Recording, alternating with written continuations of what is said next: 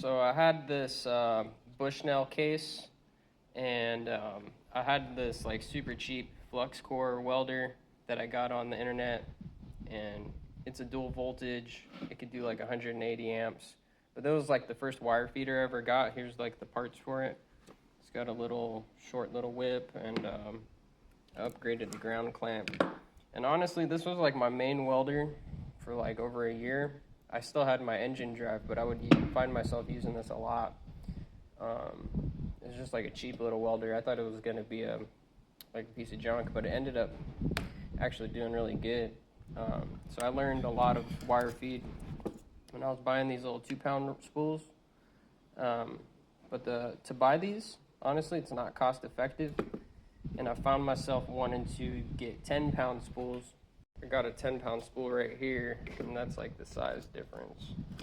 So a lot of the better welders take the 10-pound just because, I mean, basically the 2-pound's like 25 bucks, the 10-pound's like 30 to 40 bucks. So anyways, I was using this, and what this is just like a case, and I like cut out these holes, and then I mounted the welder in there. So it was like a fake little suitcase. Here, I'll show you what it looked like. Of course, I got it all pulled apart right now, but I had it flushed up like that, and I had screws holding everything in, and this has a panel that covers it. And there's a drive roller, and as you can see, it'll only fit the 2-pound, and the 10-pound would just be like a little bit too big for this.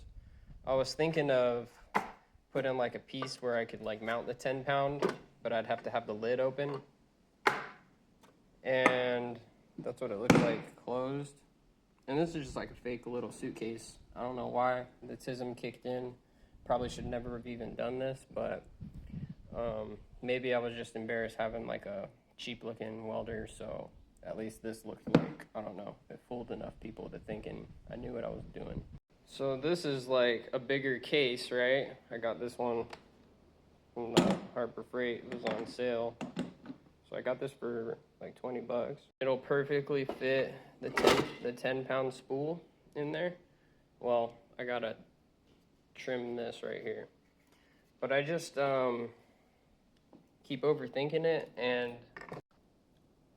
I don't really wanna put holes in here. I wanna like mount the lugs so that it's like actually fixed to the case, so like no dust gets in.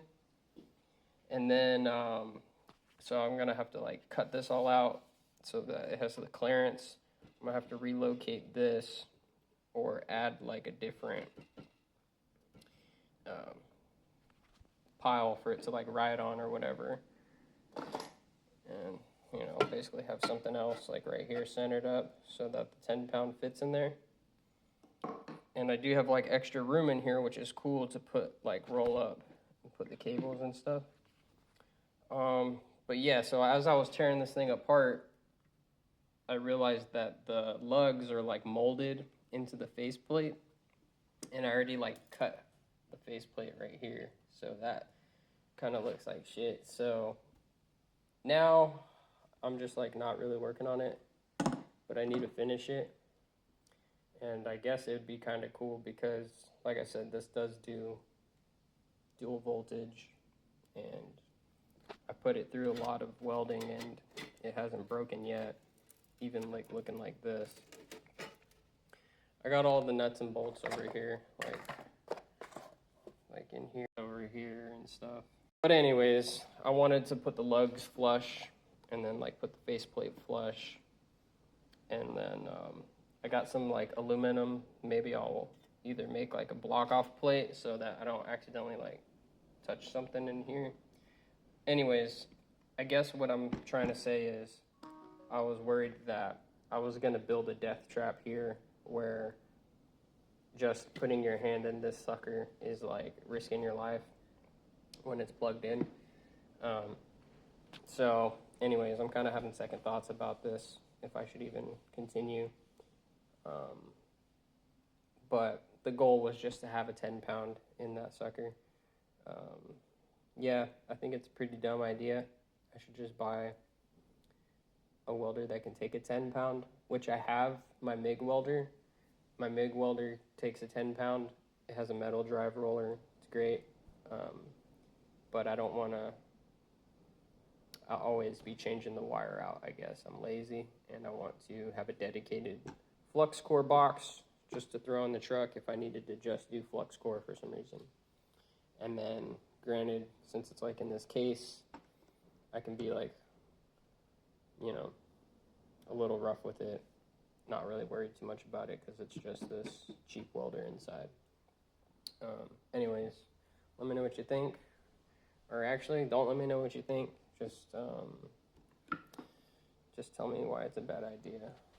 And then the fan also, I kind of wanted to like mount the fan on that casing, but I don't know, I'm just like overthinking it because I don't want to have a hole, and I'm probably going to have to run it with this open anyways. I could probably run it closed, but yeah, I don't know. It's just kind of like wearing away at me, and I'm not sure. I need to finish this project because like that's why I got all this stuff out, and I've already pulled it apart. I could put it back in the other case, but I said this case just doesn't hold the 10-pound in there. And I would always just run it like that, like with the lid open. I can close the lid, it'll still work. You could even run it like this, you know, which is fine. But I figured that like with the lid open, it just like gets more airflow, less likely to overheat. I've never hit a heat cycle on this machine. I use it a lot, or a duty cycle. But then again, maybe it's hitting a duty cycle and just not turning on. I don't know. Anyways, rambling. But it's a cheap machine, as you can see. It's just got these little lugs. That's what I got on the back burner today. I got some other projects I'm working on, and just figured I'd post this video, and blah, blah, blah, blah, blah, blah. All right, thanks for watching.